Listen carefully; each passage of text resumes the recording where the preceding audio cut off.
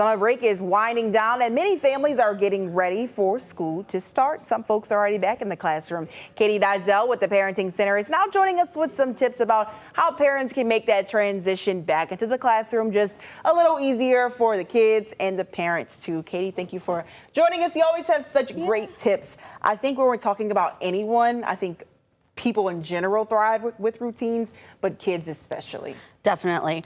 But I think that's also the struggle, right? This time of year is that, your kids have probably been staying up later, probably been sleeping later. And so getting back into that school routine can be painful.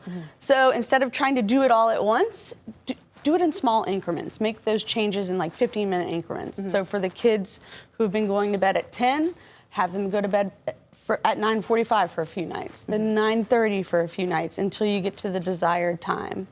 Of course, if they're going to bed a little bit earlier, they should also be getting up a little bit earlier. And that's the trick there, getting them up earlier. But a lot of parents complain that, mornings are just tough. Getting out of the house is tough. So do those little things to make your mornings easier. Have the clothes ready to go, have bags packed and ready to go. Do make sure that you're allowing enough time for breakfast, even if it's something quick, cereal, yogurt, something like that. You just don't want to send your kid off to school with an empty stomach. Right. I was telling Brandon earlier that every morning I can remember my mom made sure we had some type of breakfast to get us out the door. I know that's kind of hard, but it makes it easier when you set things up for the night before you actually have to get out the door. What are some tips for parents who have some of those younger kids? And then we'll get into the older ones. Yeah, so the little ones, some of them haven't been to school before, and this can be intimidating. So you want to check your communications. You may be getting some emails from the school, or go online and check their calendar. A lot of schools will have back to school events or meet the teacher events. So take advantage of those opportunities to visit the campus, to see the classrooms. If that's not a possibility, even just driving by to see the buildings, to see the playground. You don't want your child's first day to be their first time for everything. Exactly. There's some important pieces of information your child needs to know on the first day. And some of these may not seem obvious. Your child needs to know their full name.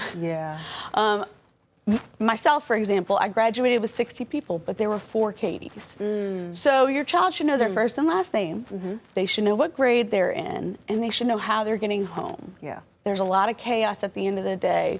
Some kids ride buses, some go to carpool, some stay for aftercare. So your child needs to know where they belong. A lot of moving parts there. Really quickly, any tips for some of our older kids, our high school students? Yes, if they had work that they were supposed to complete over the summer, check in with them, see how much they've done, see how much they have left to do.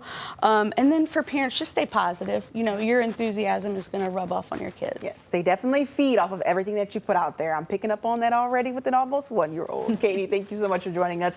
You can find all these tips and more as you get ready for the school year on our website, plus the upcoming events the Parenting Center is hosting on effective communication and more on our website, wwltv.com.